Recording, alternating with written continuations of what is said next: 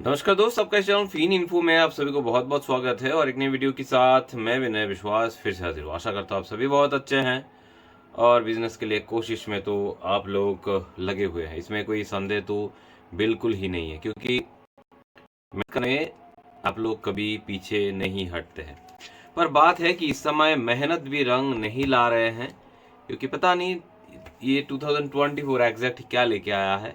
Even 2023 से ही as a fintech का businessman हम आप सभी एक चीज़ों से सफ़र कर रहे हैं, वो है चार्जबैक। और अभी चार्जबैक के साथ साथ अभी बैंकों का भी काम ताम धाम शुरू हो चुके हैं। ऐसे नहीं कि सिर्फ चार्जबैक की वजह से ही बैंकों में दिक्कत आया है, इवन कुछ बैंक तो खुद से ही गड़बड़ी करने शुरू कर दिए हैं।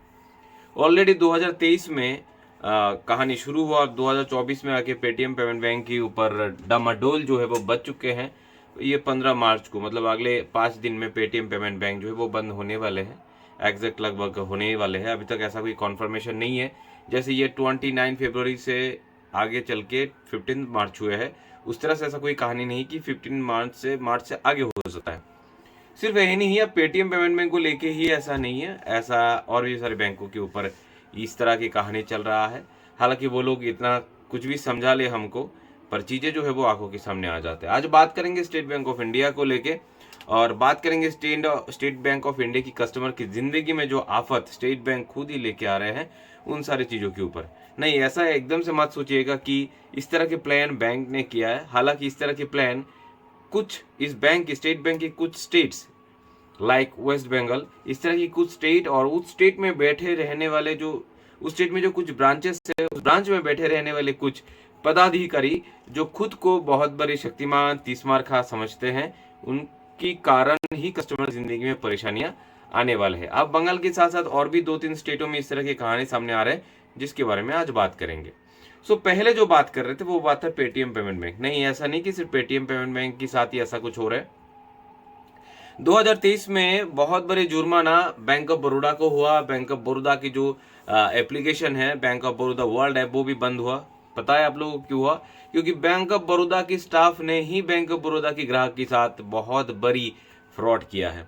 इसके साथ साथ आपको और दो न्यूज में देता हूँ। 2023 में स्टेट बैंक ऑफ इंडिया को 1.5 करोड़ का पेनल्टी हुआ को नियम का उल्लंघन करने के लिए।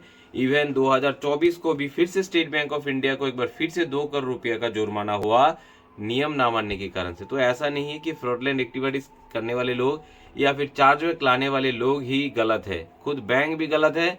खुद बैंक भी सारे नियमों की धज्जियां उड़ाते हुए आगे बढ़ रहे हैं। तो उस जगह पे कस्टमर को सजा देने की और छोटे छोटे जो दुकानदार है जो सीएसपी चलाते हैं, इनको सजा देके असल में कुछ होने वाले नहीं है। क्योंकि बैंक खुद ही दूध के दूल्हे तो है नहीं, क्योंकि वो खुद ही हर दिन नए नए गलत करते आ रहे हैं। इतने सारे नुकसान, इतने सारे सब कुछ होने के बावजूद भी 2024 में अगर देखेंगे तो अभी 14% की उन लोगों को डीए की तरह प्रोडक्ट मिलेंगे। मतलब जो सैलरी मिल रही है उसके ऊपर 14 नहीं 17% अभी इंक्रीजिंग देखने को मिलेगा। मतलब उनके सारे कुछ सही है, उनकी गलती नहीं है, सारी गलती सीएसपीज की है और सारी गलती फ्रॉडलेंट एक्टिविटीज करने वालों की है। आप बात करेंगे, आप पूछेंगे तो आप फ्रॉडलेंट एक्टिविटीज जो करते हैं उनके पक्ष में? बिल्कुल नहीं। फ्रॉडलेंट एक्टिविटीज जो करते हैं उनके पक्ष में बिल्कुल नहीं। पर बैंक अगर ये सोचता है कि मेरा हाथ दुख रहा है तो मैं हाथ काट के फेंक दूंगा, ये भी तो सही नहीं है। अगर चार्जबैक आ रहे हैं ईपीएस के कारण तो ईपीएस में नियम लाइए, हो सके तो कोई नियम का पालन करिए, नया और कोई टेक्निक लेके आइए ताकि चोरी ना हो। आप लोग क्या कर रहे हैं? आप लोग कुछ बैंक्स, कुछ ब्रांचेस को आप लोग सिखा दे रहे हैं कि आप कस्टमर की ऑफर्स को बंद कर दो ताकि वो लोग कहीं से पैसा ही ना उठा सके। देखिए, मैं तो ये नहीं कहूंगा, पर बहुत बड़े बड़े बैंकों पे बद्दुआ लग चुके हैं। बहुत बड़े बड़े बैंकों का नौटंकी हमने देख लिया। बैंक ऑफ बड़ौदा जैसे बैंकों को भी हमने देख लिया। तो ऐसा ना हो कि आप लोगों की इस नाटक की वजह से साधारण और आम ग्राहक आपको ही छोड़ दे। आप बोलेंगे मैं हमको नहीं छूटेगा, हमको नहीं छेड़ेगा। देखिए, दुनिया इतिहास पढ़ते आए हैं, इतिहास में बहुत बहुत रथी महारथियों का निधन हो चुके हैं बहुत गलत तरीके से। तो आप जितना बड़ा भी बैंक हो जाइए ना, उससे कोई फर्क जो है नहीं पड़ने वाले। गलत डिसीजन का रिजल्ट हर समय गलत ही होते हैं। अब बात करते हैं कि exactly state bank of India में क्या हुआ है। Exactly state bank of India customer के साथ किस तरह की धोखेधारी इस समय कर रहे हैं, वो बात मैं बंगाल की बता रहा हूँ। बंगाल की कुछ ब्रांचेस से एक फॉर्म निकल के आता है। हालांकि आप सभी को पता होगा कि स्टेट बैंक ऑफ इंडिया ने बोला है कि हम लोग फिर से एक बार कस्टमर की केवाईसी करेंगे या फिर कस्टमर की रजा मंजूरी लेंगे कि वो अपने खाते से एईपीएस ट्रांजैक्शन को अलाउ करके रखना चाहते हैं कि नहीं। तो इसमें कोई दिक्कत नहीं है। बैंक कुछ दिन से, पिछले 1-2 हफ्ते से लगातार सभी के एईपीएस को डिसेबल करते जा रहे हैं और कस्टमर अपनी प्रॉब्लम तो सफर ही कर रहे हैं। उसी बीच क्या हुआ, बैंक ने एक फॉर्मेट जारी किया कि इसी फॉर्मेट से आपको एप्लीकेशन करना है। मैक्सिमम लिमिट और मिनिमम लिमिट भी उन लोगों ने बांध दिया है। मैक्सिमम एंड मिनिमम लिमिट में क्या बांध दिया है, बैंक ने कहा है अगर आप ओनर्स ट्रांजेक्शन करते हैं, ओनर्स ट्रांजेक्शन इसे कहते हैं कि कोई एसबीआई का खाता धारक है, वो अगर बैंक पे जाएगा या फिर बैंक की, स्टेट बैंक की सीएसपी में जाएगा और ट्रांजेक्शन करेगा, इसे कहते हैं ओनर्स ट्रांजेक्शन।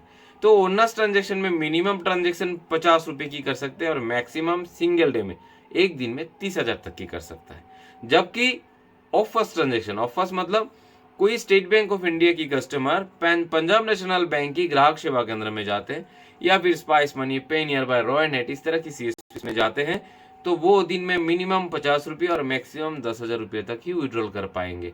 और ये लिख के बैंक ने नीचे और 2 ऑप्शन दे दिए कि अगर आप नए कस्टमर है तो ये फिल कीजिए और अगर आप पुराने कस्टमर है तो ये बॉक्स में जाके फिल कीजिए। अब बॉक्स में 2 चीजें दिए हुए हैं, ऑफर्स में आप कितना रखना चाहते हैं और ऑनर्स में कितना रखना चाहते हैं, लिमिटेशन के अंदर मिनिमम 50 मैक्सिमम 10। ऑफर्स के लिए तो दे दिया। आप कोई कस्टमर अगर चाहता है कि मैं डेली 5,000 के ऊपर नहीं जाना चाहता हूं तो वो सेट कर सकता है। पर इस चीज की जो एसबीआई का जो खुद का एक अहमियत है, जो एक लाज है, इसको पूरा खराब कर दिया बंगाल की कुछ ब्रांचेस ने। उन लोगों ने बैंक की वो जो फॉर्मेट है एनेक्स 2 को, इसको अपना बूढ़ा अंगुल दिखा दिया, मतलब वृद्धांगुष्ठ दिखा दिए और बोला हम तुम्हारे नियम को मानते नहीं। और इन लोगों ने अपनी मर्जी से एक फॉर्म बना दिया और फॉर्म में ऑनर्स वाला ऑप्शन को टोटली ऑफर्स वाला ऑप्शन को टोटली हटा के सिर्फ ऑनर्स को बिठा दिया। तो मतलब क्या होगा, ऑप्शन ही नहीं रहा तो कस्टमर टिक कहां से करेंगे, और कस्टमर टिक नहीं कर पाएगा तो वो सिर्फ उनका ऑनर्स को ही लाइव करेंगे, ताकि कस्टमर जो है वो सिर्फ एसबीआई की सीएसपी से पैसा विड्रॉ कर सके और ब्रांचेस में और कहीं से नहीं। अब ब्रांच तो फिंगरप्रिंट से पैसा देता नहीं है, तो जाना है तो जाना पड़ेगा सीएसपी के पास। अब बात है, मेरा सवाल है एसबीआई बैंक की उन सारे ब्रांच मैनेजर की कि आपका तो 17% डी आ रहे हैं, कोई टेंशन नहीं है। अब जो बंदा रेगा का मजदूरी लेते हैं, लक्ष्मी भंडार की पैसे लेते हैं, वेज लेबरिंग लेते हैं, क्या उसकी घर की हर बंदे की घर की बगल में एसबीआई सीएसपी है?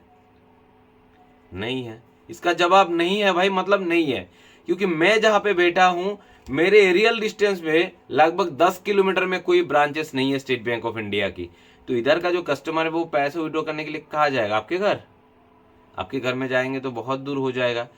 ब्रांच में फिंगरप्रिंट से पैसा देते हैं आप बूढ़ा लोग एपीएस चला सकते, एटीएम चला सकते हैं? नहीं ना, आप पैसा इनको फिंगरप्रिंट से देंगे ना ही वो एटीएम चला सकते। तो आपको ब्रांच में जाएंगे और ब्रांच में जाके वैसे ही पहले से धक्का मुक्की होता है, अब और धक्का खाएंगे वो बूढ़ा लोग, क्योंकि आपका सीएसपी इधर कुछ है ही नहीं। तो फिर करना क्या चाहते हैं और समझाना क्या चाहते हैं? तो ये है, ये एक्चुअली एसबीआई बैंक की करतूत नहीं है, एक करतूत है बैंक की लाइसेंस किए हुए कुछ ब्रांच मैनेजर्स की, कुछ ब्रांचेस की। हर एक ब्रांच भी ऐसा नहीं कर रहा है, कुछ ब्रांच मैनेजर स्पेशल इंटरेस्ट से ये सब कर रहा है। क्या है ये स्पेशल इंटरेस्ट, कभी रिवील करने की कोशिश मैं जरूर आप सभी से करूंगा। पर आप लोग ध्यान रखिए, पूरे भारत में स्टेट बैंक सभी कस्टमर की रजामंदी के लिए उनकी एईपीएस सिस्टम्स को बंद किया है। आप अगर वो लोग ब्रांचेस में जा रहे हैं तो किस तरह की फॉर्म दे रहे हैं, आप सभी को जिम्मेदारी उठाना होगा कि ब्रांचेस में फॉर्मेट क्या दिया जा रहा है, उस फॉर्मेट में ऑनर्स और फर्स्ट दोनों का ऑप्शन है कि नहीं। और ब्रांच अगर कस्टमर ऑफर्स भी चाहता है, लाइव करने की कोशिश करता है, तो ब्रांच ये लाइव करके देता है कि नहीं। ये सारी चीजों को देखना आप सभी की काम है। कृपया इस वीडियो को आगे शेयर करिएगा ताकि ज्यादा से ज्यादा लोग इस बारे में जानकर रहे। और अगर आप सभी ने अच्छे तरीके से इसको शेयर किया है तो क्या फॉर्म अभी शेयर हो रहे हैं और किस तरह की फॉर्मेट पे आपको साइन करना है और किस तरह की फॉर्मेट में आपको साइन नहीं करना है, इसके ऊपर भी वीडियो बना के मैं इस चैनल पे जरूर डालूंगा। क्योंकि जो लोग हिंदी वीडियो इस समय देख रहे हैं उनका जिम्मेदारी बनता है इस चैनल को आगे लेके जाना। क्योंकि आप सभी बोलते हैं मैं हिंदी में वीडियो कम डालता हूँ, इसलिए कम डालता हूँ क्योंकि आप लोग वीडियो को शेयर नहीं करते हैं। फिर भी मैंने सोचा कि चलो ये वीडियो बनाते हैं और देखते हैं कितना शेयरिंग मिलता है, कितना सब्सक्राइबर गेन होता है मेरे इस वीडियो के ऊपर और कितना लाइक कमेंट्स मिलता है। अगर सारा कुछ सही रहा तो मैं भी वीडियो बनाने के लिए इंटरेस्टेड रहूंगा अगर सब कुछ सही नहीं रहा, आप लोग इंटरेस्टेड नहीं दिखाते, तो मैं भी और आगे चल के इंटरेस्ट नहीं दिखाऊंगा हिंदी वीडियोस के ऊपर, क्योंकि आपको हिंदी में बताने के लिए बहुत सारे दोस्त बैठे हुए हैं, बहुत सारे लोग ऑलरेडी है, तो उनकी बाजार में मैं डिस्टर्बेंस पैदा नहीं करना चाहता हूँ। स्पेशली आप सभी के इंटरेस्ट के ऊपर ही मैं हिंदी वीडियो बनाऊंगा, नहीं तो बांग्ला में मैं बहुत अच्छी तरीके से मेरा चल रहा है। पर ऐसा नहीं है कि मेरे ऊपर अहंकार आ गया कि मेरा अच्छा चल रहा है। मैं चाहता हूँ आपको भी शार्प करूँ, पर आप अगर नहीं चाहते तो मैं कैसे आगे चलूँ? क्योंकि मैंने पिछले मेरे चैनल जो टीम टेक सपोर्ट है वहां पे देखा, जो हिंदी व्यूअर्स है उनकी संख्या काफी मात्रा में घट चुका है, और जो मेरे एक्चुअल व्यूअर्स थे वो नहीं है। इसलिए मैंने उस चैनल को बांग्ला चैनल में कन्वर्ट कर दिया, और बांग्ला में अभी मुझे बहुत सारा प्यार मिल रहा है। तो अगर आप लोग चाहते कि मैं कंटिन्यू करूँ, तो बहुत सारा प्यार मुझे हिंदी में भी चाहिए। अगर आप लोग मुझे प्यार दिखाते हैं तो मैं भी प्यार बाल्टी में भर के इस चैनल पे डालने के लिए मैं तैयार हूँ। सो अगर कोई मेरी बात अगर आपको बुरा लगता है, दिल को खटकता है, तो इसलिए मुझे माफ़ कर दीजिएगा। और लास्ट में ही कहूँगा, वीडियो को स्किप कर करके ना देख के लास्ट अंत तक देखने के लिए आप सभी को बहुत बहुत धन्यवाद। जय हिंद, जय भारत।